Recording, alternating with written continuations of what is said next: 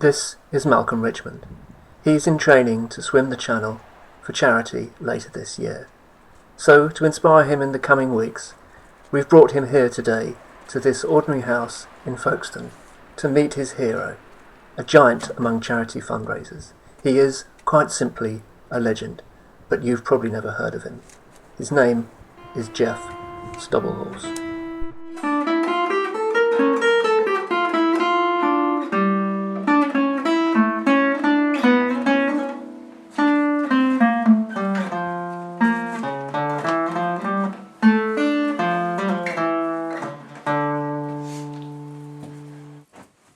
The footage you will see interspersed through this interview is Jeff's own videos of his challenges. Malcolm started by asking him about the early days. Tell me about the early days. Well, as you know, now people call me the charity champion, don't they? But it wasn't always like that. At the start, I made mistakes just like everyone else does. Really? Oh yeah. I mean, you're going to swim the Channel to raise money, right? I hope to. Well, that's how I started out. But not content with that, having swum the Channel, I then decided to fight it. You decided to fight the Channel? Yeah, that's right. Fucking hell. You twat! Of course, I got the bloody good hiding I deserved. I learned a lot. And as luck would have it, the Channel Tunnel opened soon after that. So I got the idea of doing a sponsored Yelling at France. And what did that involve? Well, mainly shouting insults down a tunnel. France, you twat! That sounds a bit xenophobic. Well, you may call it xenophobic. But I have no idea what that means. And was that successful? No. So what was the turning point for you? I think that would have to be the dog staring. Ah, yeah, I've heard about this.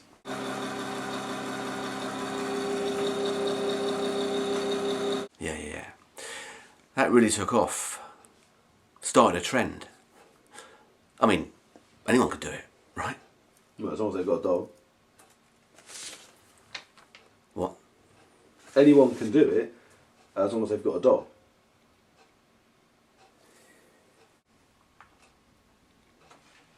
So, what did you move on to next? Well, dogs led on to a whole theme of animal-based charity challenges. I harangued an ocelot for cancer. There was the newt dancing.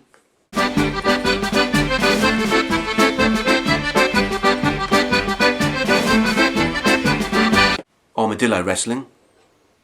Of course, I couldn't actually source an armadillo, so I had to sellotape 2 saucepan lids to a cat.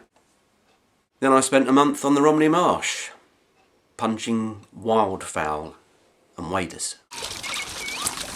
A lot of this sounds quite cruel. No.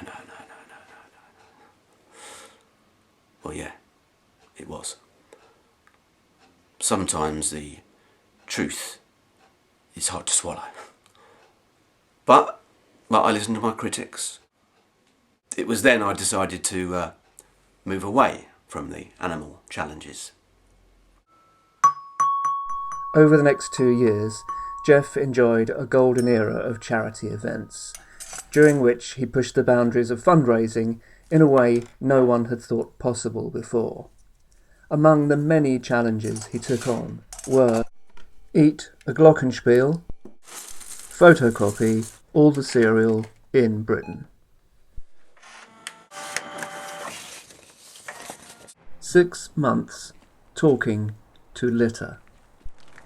Come with me. I did the Now My Bollocks to a Bus benefit, the sponsored Dimbleby, marathon by car. Marathon by car? Isn't that just cheating? Not if you're strapped to the underneath of a Ford Orion, my friend. Oh well, Jeff, looks like word's got round that we're filming. A number of the people that you've worked with in the past to raise money have agreed to be filmed. Talk to us. Oh, right. Yeah, that's good. Good. It was too good an opportunity to miss, so we set off, post-haste, to speak to the first of Jeff's charity collaborators, Miss Angina Fieldgreens. Well, at the time I was more than happy to help Jeff with his activities. And you can't deny he raised an absolute fortune with the challenge. Which was? He had pledged to carry a dentist across all the major rivers in southeast England. And you were that dentist? Yes, Malcolm, yes, I was. I can hear the pride in your voice. Well, I was so proud to work with Jeff. I mean, the man was virtually a saint. Except for the, Except for what? Well, I probably shouldn't say any more. Bear to think about it. Turn the camera off now. Turn it off! You wanker! Bloody breakdown. We moved on to talk to some more people. Thanks for speaking to us, Naomi. What charity did you help Jeff raise money for? Oh, it was the Guide Dogs for the Ridiculous. What a worthy cause. And how did you help Jeff? Well, I'm a decorator and I helped to train him for the Paint Basingstoke Puce challenge. Outstanding. I did the voice of Goebbels the Gerbil in Jeff's Tales of the Riverbank Nazi Germany crossover animated musical. Exactly what I am. I'm seeing the home for the terminally whatever. I knew Jeff well. He raised a lot of money for my charity. I see. It's just a shame that... What? No, nothing. Carry on. Can you tell us about one of the challenges that Jeff undertook for you? There's so many. But the one that really sticks in my mind was when he set himself the task of inserting a thermos flask into Lionel Blair. This thermos flask. And finally, our travels led us to this boat and the man that lives on it.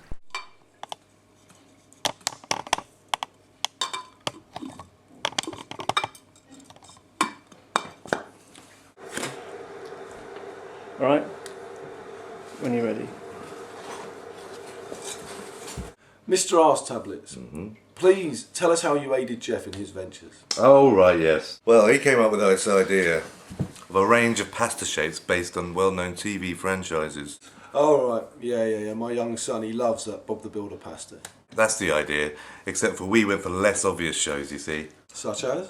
Well, the first one we worked on was Newsnight. Newsnight pasta shape. That's right. How did they go down? Bloody terrible. No one wants to eat Paxman's face.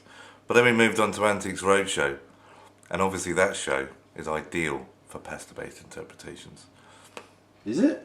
Oh, yeah. The little grandfather clocks, snuff boxes, a lot of possibilities there, my friend. But it was when we were doing the taste testing for the roadshow, that was when I realised. Suddenly, Stephen became unusual. What's the matter, Stephen? You're not the only person to hint at something, but no one will tell us the whole story. No. Well, how do I put this? He was a noisy eater. No. He was. There's no other way of putting it. He can't be. I won't accept it. That man is my hero, and you're telling me that he... Well, when he ate, it was like being at some fucked up zoo. No, I don't believe it. No, I'm not listening to any more of this. No. Malcolm! Is he alright? Okay, now. Is he alright? I don't know. Give him one of these. That'll make him feel better. Okay, now. Malcolm! Malcolm! Where's he gone? So there you have it. Jeff Stobblehorse. Saint, charity champion, or a dirty-headed fuckbasket with all the charm of a rancid stoat. You decide, because we've run out of time.